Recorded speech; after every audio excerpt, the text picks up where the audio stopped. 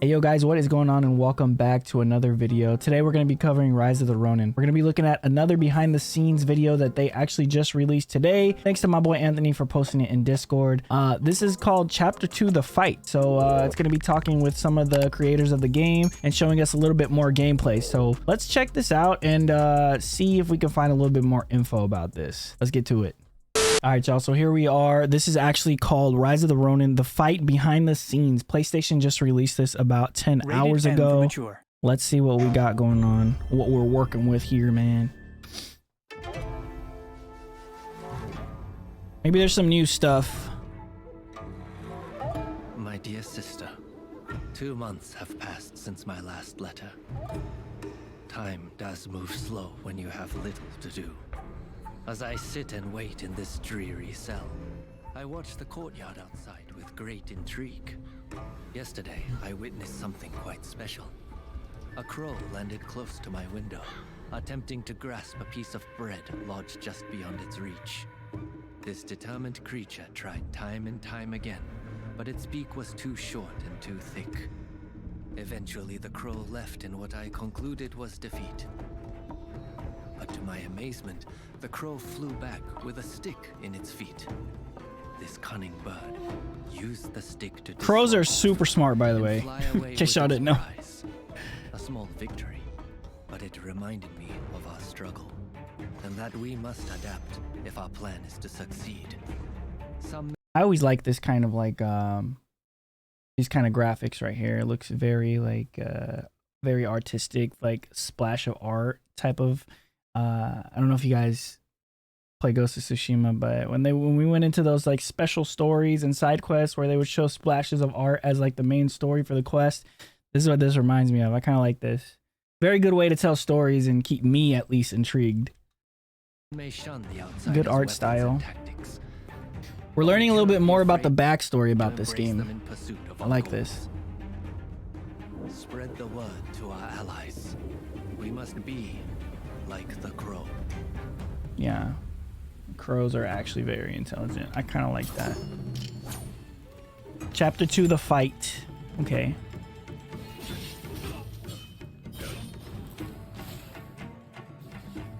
Action remains at the core of Game producer director. It is the culmination of our previous work on action games as Team Ninja.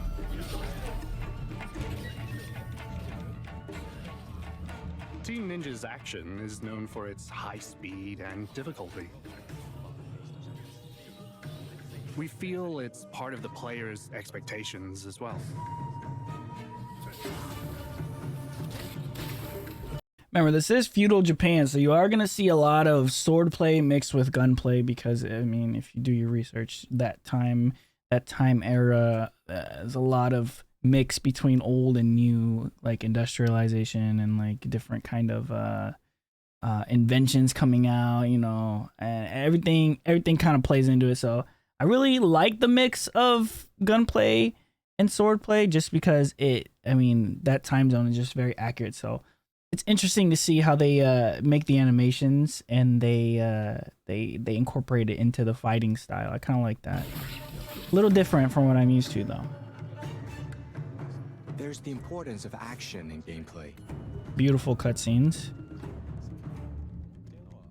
And the power of authenticity you get from a period drama story.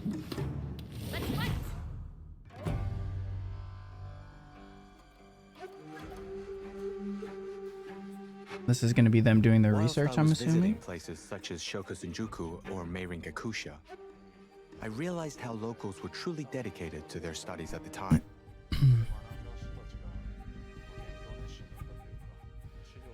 There were plenty of academic manuals, including research on the Dutch and Occidental weaponry. At a time when Japan was isolated and people couldn't access any information from the rest of the world, it was incredible to see the amount of foreign information, worldly cultures, and teachings they were studying.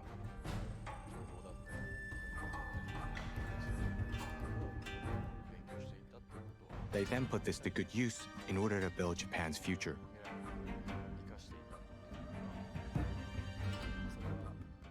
I believe we managed to convey that in Rise of the Ronin as well.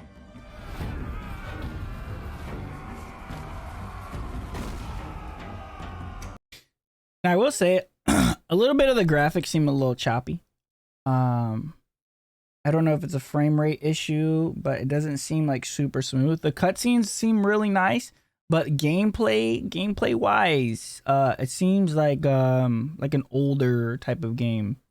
I don't know if that's intentionally. Maybe there will be an update. I'm not sure, but I got to be honest with you. Visually, obviously it's important, but I really thoroughly enjoy a good story. So that's what I'm really looking for here with this game. Looking at the Bakumatsu era, there were many philosophers with different schools of thought. They can be split into pro and anti-shogunate ideologies. These ideologies fought and contrasted with each other. The goal was to look at how this fight would translate in the action, which weapons and fighting styles would be adopted, and first of all, why that fight was happening. Imagine just being carried around, bro. It'd be lit. We looked at each personality, along with the choice of weapon, and worked out how to make these battles authentic within Ronin. I ain't gonna lie, that's pretty gangster to just be in a sword fight just in general, bro. Do you understand the balls that you need to have to just one-on-one? Like, somebody's dying. There's no coming back, bro. You're charging a group of other people that have swords with your group of people with swords. Like, bro, I couldn't even imagine living back then. The more we researched, the more we found. The Munen Star.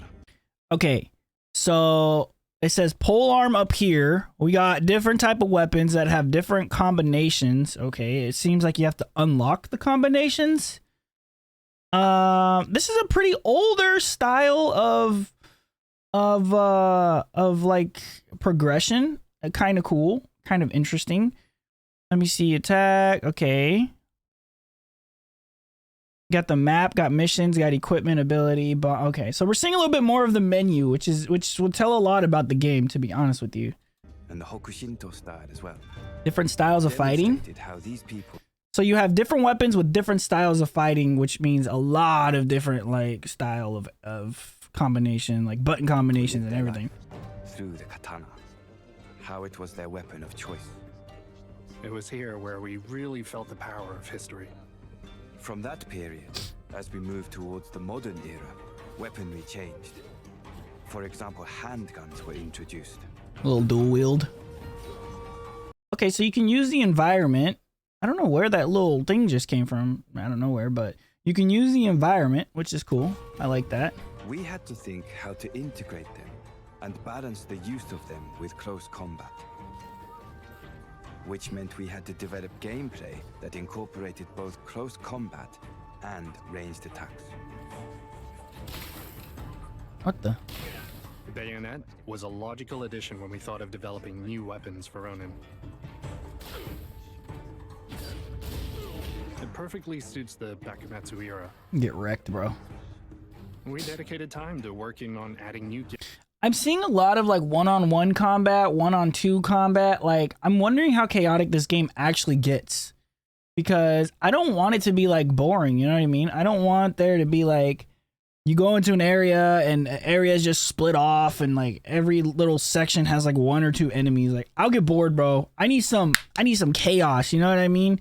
I hope that's what like it actually is. But from what I've been seeing, it's just been like one-on-one or two-on-two combat. Nothing super crazy. Even though all the cutscenes show a bunch of people charging at each other, we'll see. Gimmicks in the fighting action. Okay, you have your glider.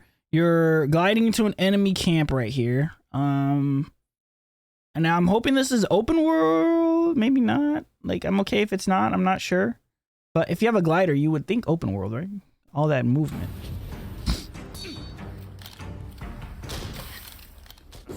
Bro just blocked the bullet. This game is completely original. I'm okay with originality, As an bro. action game, I believe that it Need wasn't that. necessary to make the game resemble a history textbook. I agree with that. As an action game, I agree with that, man. I'm okay with games being different. I know a lot of people are all like, "Oh, this game isn't like this game," or this game was better than this game. I like games that you can't really compare. I like newer style games. This is what we need. Like games like Skull and Bones and this game right here that is coming out on the 22nd, I believe, of March. We need newer games. It's just the bottom fucking line. We don't need copy paste, bro. It was about creating a reality that was totally plausible in Rise of the Ronin's universe. Universe, interesting. The team would either agree or disagree to several ideas each day to crystallize what was possible in this game's universe.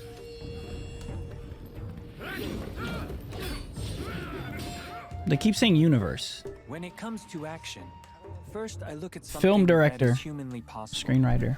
Okay. Actions you are able to achieve through exercise and training. A little training. This is the action that I wanted to make, rather than people just flying around.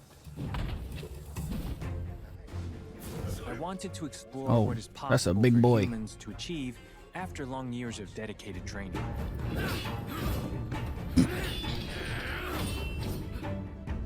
I will say it seems like a lot of different kind of combat. That was cool.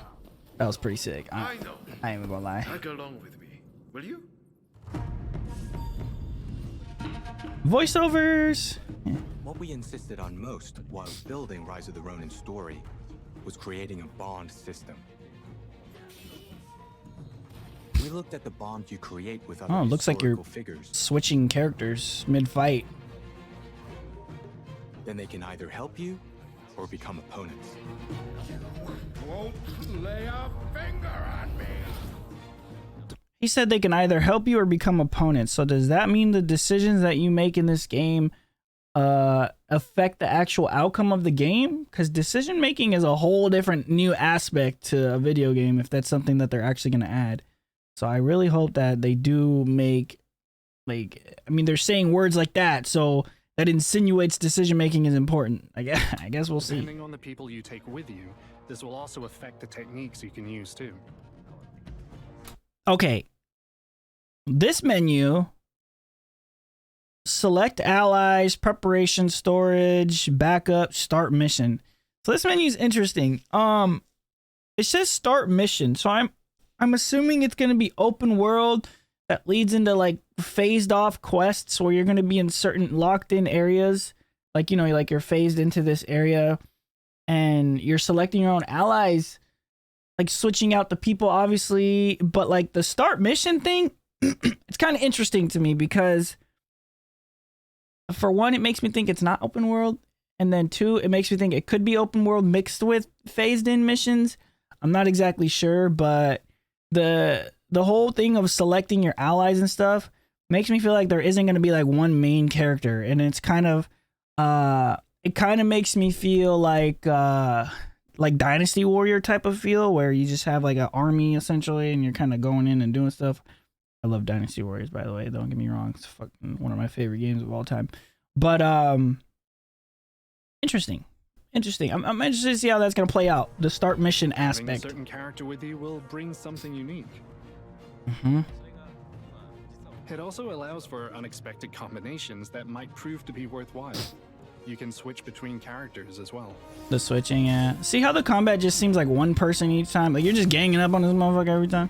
It was a lot of work to create the system, but it was definitely the right thing to do.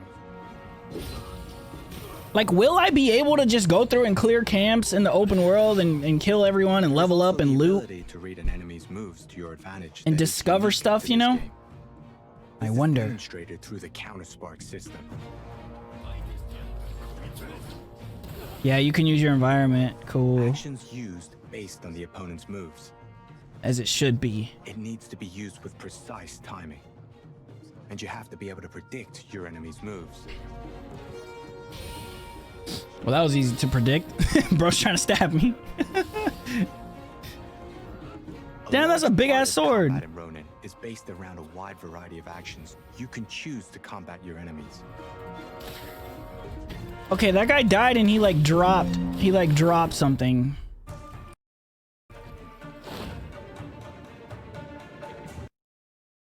Pretty cool. You know what this looks like right here? This looks like a mission area. You see how it's all enclosed? This doesn't look like an open world area. This looks like a mission area. Interesting. So you have a okay, we can work with that.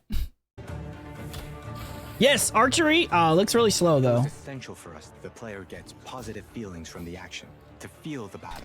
I know I keep pausing it, chat, but I'm kind of excited about this. Okay, listen. The stealth gameplay is very fucking important to me. Okay, there's only two outcomes for stealth gameplay. It's either really good or it's really dog shit. Okay, so I hope that there is an ability to actually do stealth in this game, because I know he just snuck up and killed one guy. But for a lot of the times, games kind of fumble and drop the ball on stealth gameplay. So yeah, please make it good, please, Team Ninja. And for the enemy actions to look cool. However, Damn, are the enemies just slow?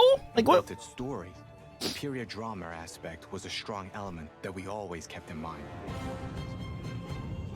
One enemy off by himself.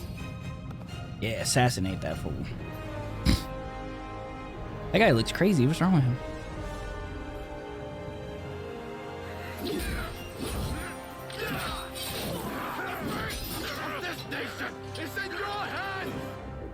Okay, I'm not really sure about the voiceovers. March 22nd. Okay. Very interesting. Very interesting. A couple concerns. Graphic wise, whatever. I mean, we know graphically it's not really super incredible, super next level. But I think my main concern is combat wise, there didn't seem to be a lot of enemies. And the enemies seem to be kind of like slow, if that makes sense. Like maybe the boss fights are going to be crazy, but like the ads, like all the extra enemies don't really seem to be like fighting quickly or keeping you on your toes. It's like the dude shot his musket and then sat there and looked at you, didn't even start reloading. The other guy didn't start shooting right there. Like it seems like you're kind of outnumbering your opponent each time. It seems like a dead like zone when you're like just going to the area. I don't know. I hope there's a lot more enemies. I hope there's like a way that you can go and clear camps and like just feel that feeling of like I'm working towards, you know, getting this area rid of the enemies and I'm getting like loot, I'm upgrading, I want to feel fulfilled, you know what I mean? And it seems kind of like a barren world, but I guess we'll see, because it does seem more mission based than open world. I'm not sure, they're not really making it clear. We saw different kind of menus. We saw that there's a lot of different kind of combat and a lot of different kind of combinations depending on what weapons you have, what stance that you're using, even down to who's in your party when you're starting these missions. So I'm interested to see what more they have. They said chapter 3 is basically, they're calling the chapters like they're releasing more and more gameplay. That's going to be coming out soon. So I kind of want to see if they, you know, clear some things up, tie up some loose ends. Anyways, guys, let me know what you guys think about this game down below. I'm interested to see how you guys are feeling. And if you like this video, please be sure to leave a like down below and subscribe if you're not already subscribed. If not, it's all good. We love y'all anyway. I'll catch you on the next video. Peace.